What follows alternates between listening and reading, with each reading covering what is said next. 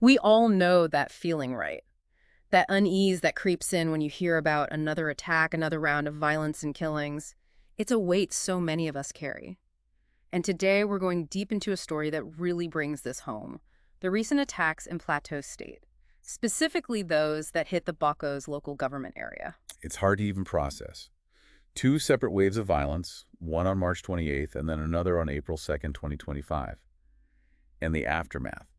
Well, it raises some really tough questions about the state of security and the response and where we go from here. And that's exactly what we're going to try and unpack today in this deep dive. The impact, the reactions, and that really pressing demand for action, not just words. Absolutely. And to start, I think it's important to ground ourselves in the specifics. We're talking about Rui Mingor, Dafa Minguna, Herti, and Tadai. These are the communities that were directly targeted. These are people's homes, families' lives, shattered. And based on what residents are saying, the death toll is already devastating, at least 52 lives lost.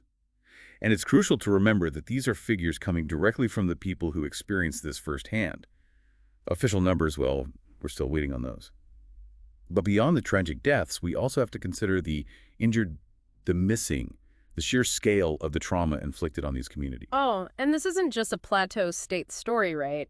This fits into a much larger, much more troubling picture of insecurity across Nigeria and especially in the Middle Belt, a region that has been grappling with these challenges for so long. It's a complex web of factors. We're talking about decades of ethno-religious tensions, competition for land and resources that are becoming more and more scarce, partly due to things like environmental changes, population growth, and then there's the question of the security apparatus itself. A system that, despite efforts, sometimes falls short of providing that consistent protection that people deserve. And it's this mix of factors that creates these cycles of violence that are so difficult to break out of. Exactly. And so with this deep dive, we want to try to understand not just what happened in these attacks, but what they reveal about where things stand, what are the immediate needs, and what are people demanding to prevent this from happening again and again. So let's start by painting a picture of what we know about these attacks themselves. How did they unfold? From the initial reports, it seems the attackers were operating in groups arriving on motorcycles, storming into these communities, and just opening fire indiscriminately. It's a level of brazenness that not only causes immediate devastation, but also leaves this deep wound of fear and vulnerability in its wake. And you used a key phrase there, not an isolated event. We've got to underline that, right? This is part of a really disturbing trend of violence that has plagued the Middle Belt for far too long. Sadly, you're absolutely right. And what's been particularly concerning to security analysts is that the Bokos-Mangu axis specifically seems to be emerging as a real focal point for this kind of violence. There are consistent reports of armed herders, often involved in these escalating disputes over grazing land and other militia groups operating with a troubling level of impunity in this area. This lack of accountability is a huge part of the problem. It's a truly terrifying reality for those living in these communities. So let's shift now to the response. What has the reaction been from those in power, from the authorities? Let's start with President Tinubu. What steps has he taken, or what has he said about these attacks? So President Tinubu did issue a strong condemnation of the killings. He also offered assurances of the federal government's full support to Governor Mutfwang of Plateau State. And importantly, he directly instructed security agencies to hunt down those responsible and ensure they face justice. So a clear message that these acts won't be tolerated. That's the message he's trying to send, yes. He also tasked NEMA, the National Emergency Management Agency, with working alongside the state to provide essential relief to the communities that have been hit hardest. So there's the immediate response of trying to address the humanitarian needs, but then there's also the question of what's being done to actually prevent this from happening again. And I think that's where the statements President Tinubu made really come into focus. He used some very strong language, didn't he? What was the essence of what he was saying? Absolutely. There was a real sense of urgency in his words. He said, and I quote, "These attacks on defenseless citizens are unacceptable. Violence has no place in our country. We will not relent in our duty to protect every Nigerian. We will work harder to root out the forces of evil." It's powerful language, and it reflects what so many Nigerians are desperately yearning for an end to this senseless violence. But the question that lingers, of course, is how these words translate into tangible change on the ground.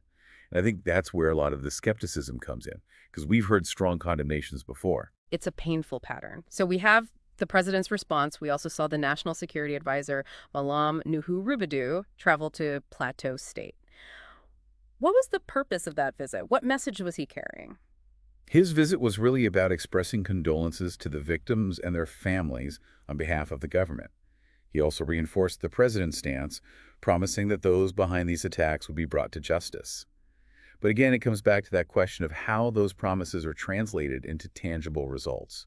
And I think that's what everyone's waiting to see. Waiting and hoping for a different outcome this time. Now, beyond the government response, there's been a lot of reaction from various groups and organizations. One that particularly stood out was from the League of Northern Democrats, the LND. Can you tell us a bit about them for those who might not be familiar? Sure. The LND is a socio-political pressure group. They were founded by Dr. Umar Ardo and are currently led by Senator Ibrahim Shekarau, who is the former governor of Kano State. Their focus is on promoting good governance and democratic principles, and specifically on trying to achieve social stability within northern Nigeria. So they're a prominent voice in that region, especially when it comes to issues like this, security and governance. And they were very vocal in their response to these killings. They were. They didn't mince words. They issued a really forceful statement calling for what they termed sweeping security interventions to break this cycle of violence. They even urged the federal government to declare the situation a national emergency, which is a pretty significant step. That's how seriously they're taking this. And they used some really strong language in their statement, didn't they? There was real emotion there. There was. They called the attacks a dent on our humanity, which I think really captures the profound moral injury that this kind of violence inflicts. And they also issued a stark warning that without immediate and radical action, Plateau State risks becoming the new epicenter of violence in Nigeria. A very grim prediction. A chilling thought. So let's get specific. What were the L&D's actual demands? What did they say needs to happen? They laid out a pretty clear set of actions. First, they called for an immediate and significant increase in military presence in the affected areas, basically saying we need more boots on the ground now.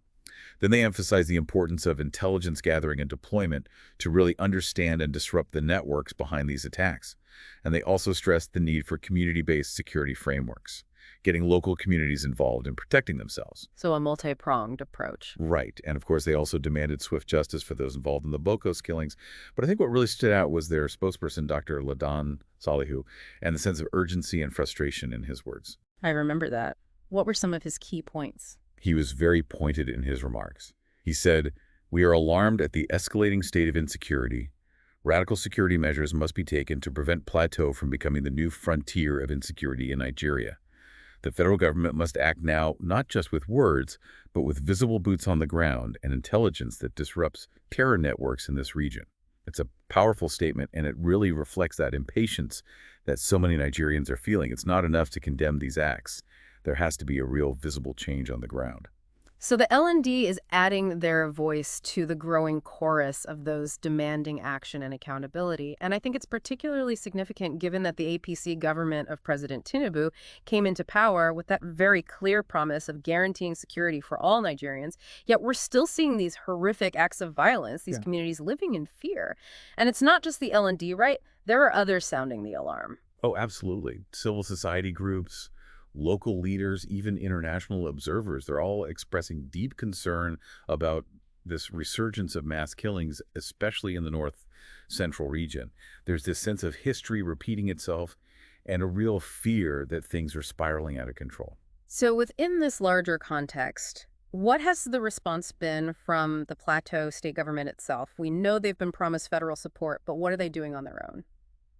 Governor Caleb Muswang has vowed to seek justice for the victims, and he's emphasized that his administration is working closely with the federal government to stabilize those communities that were attacked and try to prevent further violence. But again, it's all about translating those words into concrete action. So when we step back and look at the whole picture, what's the core message we're hearing from the people who are most affected by this violence, from those living in Bokos and those surrounding areas? The message is painfully clear. They want peace. They want security. They want justice. They want to live their lives without this constant fear hanging over them. Yeah. And they want to see that happen not just through promises, but through real, tangible action. That actually makes a difference. So as we wrap up this deep dive, let's recap what we've covered. Another devastating loss of life in Plateau State, the government's response, the LND's urgent call for radical measures, and that overwhelming demand for action from those who are living through this nightmare. It's a lot to process.